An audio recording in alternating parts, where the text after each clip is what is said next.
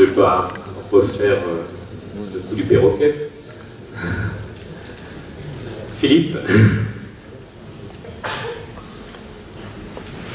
Merci Marc. Impressionné par le monde.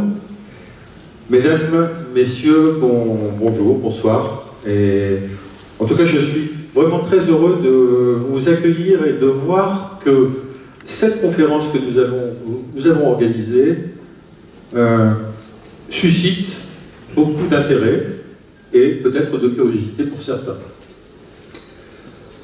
Son thème, le rôle de la franc-maçonnerie dans ce XXIe siècle, n'est pas anodin dans la transformation du monde que nous vivons aujourd'hui. Il y a un acronyme, VUCA, qui est utilisé pour décrire les 4 composantes justement de cette transformation. Le V, volatilité. Cela rend compte de l'inconstance des situations qui peuvent évoluer de manière imprévisible et rapide. Le U, uncertainty ou incertitude, qui décrit des situations que l'on ne peut prédire et qui modifient de toute façon les règles de manière brusque et inattendue. Le C, de complexité, qui exprime les interactions, le chaos, la confusion, qui provoque bien évidemment des évolutions de situations rapides au point de les rendre difficilement compréhensibles. Et enfin, le A de ambiguïté, qui représente la difficulté de distinguer sans risque de se tromper des situations, des relations, causes et effets, qui peuvent s'interpréter de multiples manières. La volonté également de notre part d'essayer de vous apporter par cette conférence un champ de vision réaliste et humaniste de la franc-maçonnerie face aux multiples catalogues, on peut s'imaginer comme ça, qui sont très souvent éloignés de sa définition tangible. Vous avez certainement, je pense, consulté et exploré le site internet qui a été fait pour cette conférence expressément. Et vous avez découvert que nous étions simplement, si je puis dire, une assemblée d'hommes, de milieux sociaux, professionnels, de conditions, de confessions diverses et variées. Notre seul objectif, ou tout au moins l'essentiel du travail de recherche que nous effectuons, c'est bien d'œuvrer à l'amélioration de la société, dans le respect, l'équité, la justice, la liberté et la fraternité. Envers tous et pour tous. Je suis très honoré de la présence de notre conférencier Alain-Noël Dubard, qui est ancien grand maître de la Grande Loge de France et également grand orateur, vous allez le découvrir. Il développera ce qu'est la franc-maçonnerie et le thème avec précision. D'un point de vue logistique, le déroulement de cette conférence, un débat est prévu suite à cette conférence. Marc Drouet, journaliste, animera ce moment et jouera le rôle de modérateur. Profitez en tout cas de ce moment opportun pour poser les questions relatives au thème ou à la franc-maçonnerie.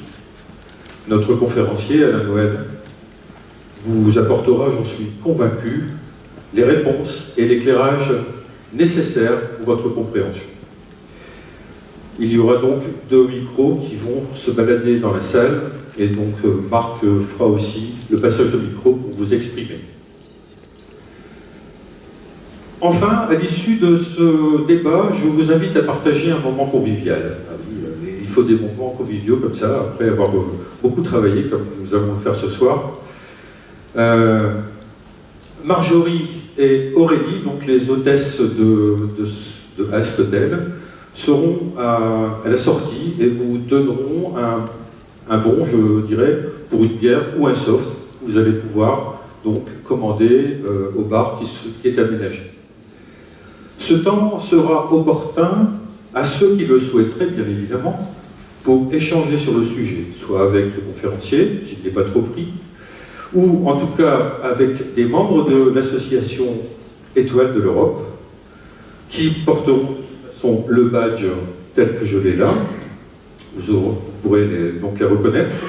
Ils sont à votre écoute et seront sensibles à vous accueillir et vous répondre aux questions éventuelles.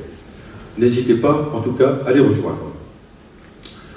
Enfin, une fiche d'appréciation que vous avez trouvée dans la petite enveloppe qui vous a été remise au début, à votre entrée.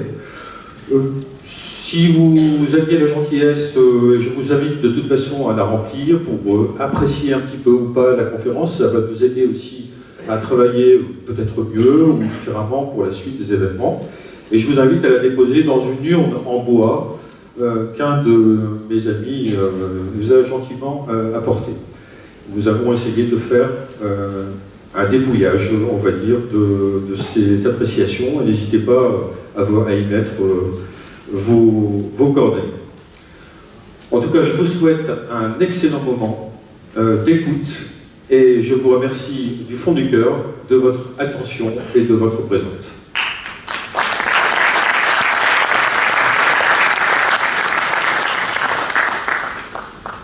Merci Philippe.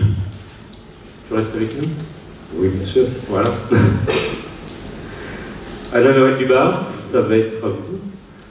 Et voilà, ici. Je vous laisse la parole. Merci. Mes sœurs, mes frères, chers amis, je veux d'abord remercier le président de la respectable loge Étoile de l'Europe et tous ses frères de m'avoir invité à venir m'exprimer sur le sujet qu'il a choisi. Deux raisons m'ont poussé, bien sûr, à répondre à cette invitation. La première, c'est que, en tant qu'ancien grand maître et connaissant toutes les loges de la région, il est naturel de répondre à quelques sollicitations que ce soit venant des loges de la Grande Loge de France. La seconde est plus personnelle. C'est que la plupart des conférences que l'on est amené à donner, à produire, tournent toujours autour du thème général « Pourquoi devenir franc-maçon à la Grande Loge de France ?» Naturellement, c'est un thème qui est passionnant et que vous doutez bien que je ne dirai pas le contraire. Mais est-ce qu'une conférence a seulement pour but de répondre à cette question « Pourquoi devenir franc-maçon à la Grande Loge de France ?» Je pense que c'est un peu court. Et ce qui m'a fait adhérer encore plus à cette conférence, à cette demande de conférence, c'est en fait le sous-titre de la philosophie des Lumières à la société d'aujourd'hui. Car au fond, cela fait tout à fait référence à la naissance de la Grande Loge de France, mais pas seulement. Cela fait référence à la naissance de l'ensemble de la franc-maçonnerie en Europe et dans l'Occident, au rôle qu'elle a joué et au rôle qu'elle devrait peut-être encore jouer et qu'elle ne joue peut-être plus. Bien entendu, vous pourrez me poser, après l'exposé, toutes les questions que vous souhaitez sur pourquoi devenir franc-maçon dans telle ou telle audience. Ce n'est pas le sujet que je souhaite développer aujourd'hui. Je souhaite que l'on s'intéresse à l'impact de la philosophie des Lumières en ce qu'elle a apporté à l'émergence de la franc-maçonnerie, beaucoup plus qu'à ce que la franc-maçonnerie a apporté au siècle des Lumières, il faut rester modeste, et aux difficultés que rencontre la société d'aujourd'hui par rapport à ce qu'a apporté le siècle des Lumières, par rapport à ce qui peut se concevoir comme un obscurcissement des Lumières aujourd'hui, et surtout par rapport à tout le substratum de nos sociétés occidentales, dans lesquelles, vous ne vous en rendez peut-être pas compte, les ennemis des Lumières sont de plus en plus prédominants. Et mon but, c'est peut-être de vous montrer que tous ceux qui ont été hostiles aux Lumières dès leur émergence, depuis 3 siècles, sont restés hostiles aux Lumières, et que dans la société d'aujourd'hui, le combat est toujours identique entre ceux qui se réfèrent à une philosophie des Lumières qui n'éclaire peut-être plus suffisamment parce qu'on a commencé à l'oublier, et ceux qui viscéralement sont toujours hostiles aux Lumières, deux sociétés dans le monde occidental, une société qui s'intéresse au progrès de l'humanité et à la perfection du genre humain, et une société qui prône encore et toujours le maintien d'un ordre établi, en clair, le maintien d'un ordre politique et religieux supposé inaltérable. Alors il est habituel de commencer par une introduction. Le plus simple, c'est de commencer par un petit poème que j'ai retrouvé, qui est d'un certain Angelus Silesius. Vous trouverez que c'est un peu curieux. Et ceux qui me connaissent vont trouver ça encore plus curieux. Angelus Silesius a écrit en 1657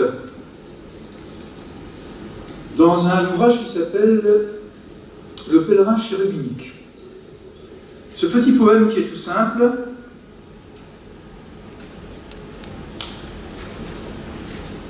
la rose est sans pourquoi. Elle fleurit parce qu'elle fleurit, n'a souci de le même, de désir être vue. Autant vous dire que ce petit poème, c'est en fait la conclusion de l'exposé. Car tout est dit dans ces 2 phrases. Il est plus simple de vous donner la conclusion. Si vous pouvez la décrypter, à la limite, la conférence serait terminée. Peut-être faudra-t-il l'expliciter quelque peu. Pourquoi choisir ce court poème? D'abord parce que Angelus Silesius m'est sympathique. Il était docteur en philosophie et surtout docteur en médecine. Comme quoi il est possible d'avoir l'esprit de la rationalité et l'esprit de la philosophie conjointement reliés dans la même personne. Et puis surtout, ce petit poème a été repris par l'un des plus grands savants de l'époque, qui s'appelle Leibniz. Et il y a fait référence dans un de ses écrits. Et puis il y est revenu régulièrement, et Leibniz avait écrit ceci, à propos d'Angelus Silesius. On rencontre chez ces mystiques quelques passages qui sont extrêmement hardis, pleins de métaphores difficiles, et inclinant presque à l'athéisme. Ainsi que je l'ai remarqué chez l'un des leurs, un certain Angelus Silesius. Être cité par Leibniz, ce n'est pas rien. Et ce même Angelus Silesius va être cité une 2e fois par un grand philosophe du siècle suivant qui s'appelle Hegel, dans un ouvrage qui est le cours d'esthétique que Hegel a donné. Et puis cela va revenir au niveau du XXe siècle, dans l'un des grands philosophes du XXe siècle qui s'appelle Martin Heidegger, à une époque où il n'avait pas encore dérivé dans des délires nazis. Et Martin Heidegger avait, dans le principe de raison, repris la critique de Leibniz sur le principe de raison. Vous connaissez la phrase célèbre « Pourquoi est-il quelque chose plutôt que rien ?» qui est une phrase qui est fausse parce qu'elle n'est pas écrite comme ça dans le texte allemand.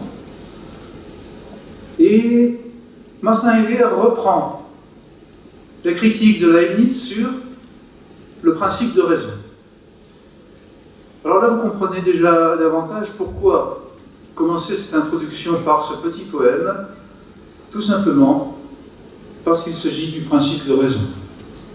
Et que le principe de raison qui émerge à la fin du XVIIe siècle va être l'élément central de la réflexion philosophique du siècle des Lumières. Et que ce principe de raison est toujours un élément central du développement d'une société scientifique et non pas d'une société religieuse. Alors pour se faire une idée de ce que peut être la franc-maçonnerie, il est peut-être utile de la situer dans l'histoire, dans l'évolution des histoires. La franc-maçonnerie moderne, celle que nous connaissons en Occident, naît à Londres. Je passe sur les quelques querelles historiques de savoir si elle est née à Londres, en Écosse ou en Irlande, qui n'ont pas d'intérêt. Elle naît à Londres en 1717. Elle naît au solstice de juin à la Saint-Jean-Baptiste. Là aussi, vous trouverez de nombreux historiens qui vous diront que ce n'était pas exactement ce jour-là, que c'était 2 jours avant, 4 jours après. Ça n'a strictement aucune espèce d'importance. Pour tous les francs-maçons du monde, la franc-maçonnerie est née à Londres en 1717. Elle naît à Londres dans le cadre d'une petite structure qui va être très curieusement et très rapidement colonisée par les savants de la Royal Society. Royal Society qui a été créée en 1660, dont le président est le 2e plus grand savant de l'époque. Leibniz en Allemagne, Isaac Newton en Angleterre. Et c'est dans ce cadre-là que la franc-maçonnerie va naître.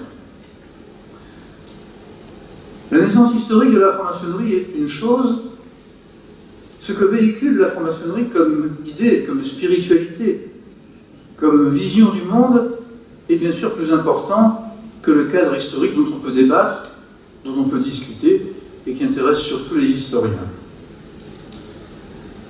La franc-maçonnerie, en fait, naît dans le contexte d'une vieille histoire qui a commencé dans l'Antiquité gréco-latine et dans l'expérience hébraïque, qui a vu une émergence d'un certain nombre de ces idées lors de la Renaissance. 1453 est une date fondamentale, c'est la prise de Constantinople. La prise de Constantinople va voir refluer tous les savants grecs qui vont ramener la philosophie de Platon, d'Aristote, dans le monde médiéval, et qui vont profondément transformer l'Europe sur le plan de la culture. 1492, c'est encore une date plus mémorable à 3 titres. 1492, c'est la Reconquista. Les rois très catholiques reconquièrent complètement l'Espagne en expulsant les derniers musulmans. 1492, c'est en même temps l'expulsion des Juifs d'Espagne puis du Portugal 4 ans plus tard. Un Juif portugais va émigrer en Hollande. La Hollande, c'est la patrie de tous les émigrés, la patrie de la liberté de l'esprit.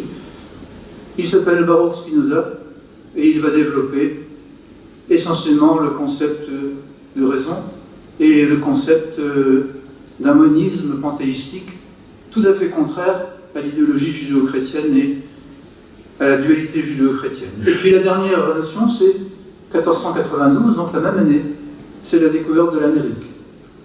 Et oubliez que cette année-là, qui se situe donc une petite génération après la prise de Constantinople par les Turcs, le monde est en train de changer. Le monde change parce que la Méditerranée n'est plus le centre du monde, ça devient l'océan Atlantique. On découvre un nouveau monde et de nouveaux peuples.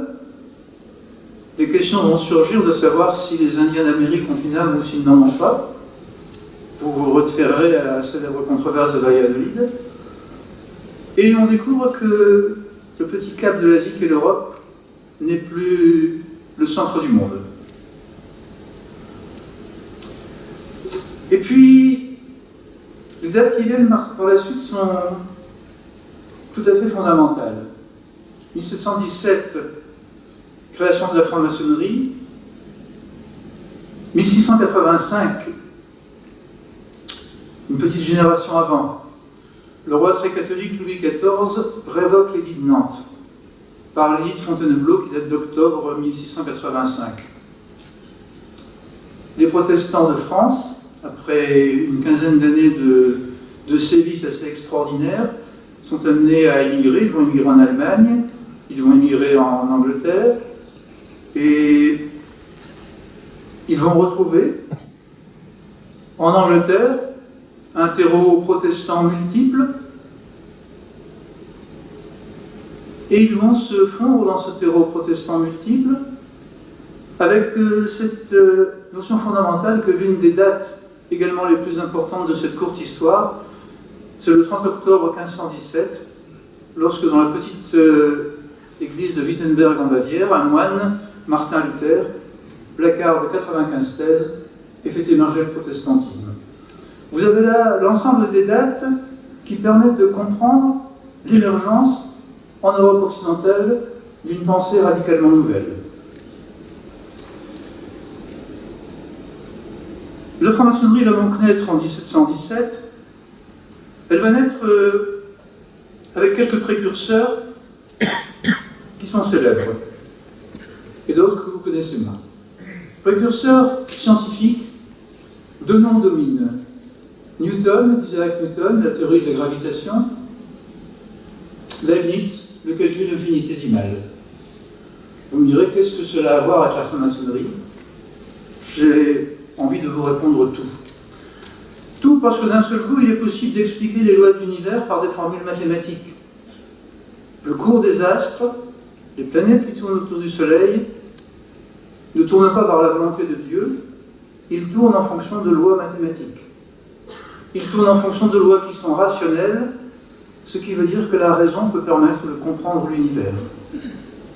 Calcul infinitésimal, approche, comme on en indique, de l'infini, de la possibilité de calculer l'infini, c'est-à-dire que l'infini lui-même n'est plus réservé à Dieu. L'infini est accessible au calcul humain, et donc à la raison humaine.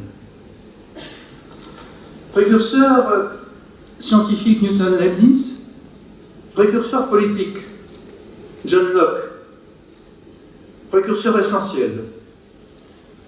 1685, révocation de l'édit de Nantes. 1686, la lettre sur la tolérance. Vous voyez que les événements se succèdent très rapidement. En quelques années, l'essentiel sera joué. Et c'est sur ces quelques années que nous vivons toujours.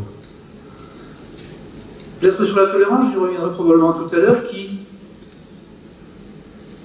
met en place une réflexion philosophique séparant radicalement le pouvoir politique du pouvoir religieux. Deuxième épisode majeur, 1688, c'est John Locke qui rédige les deux traités du gouvernement civil.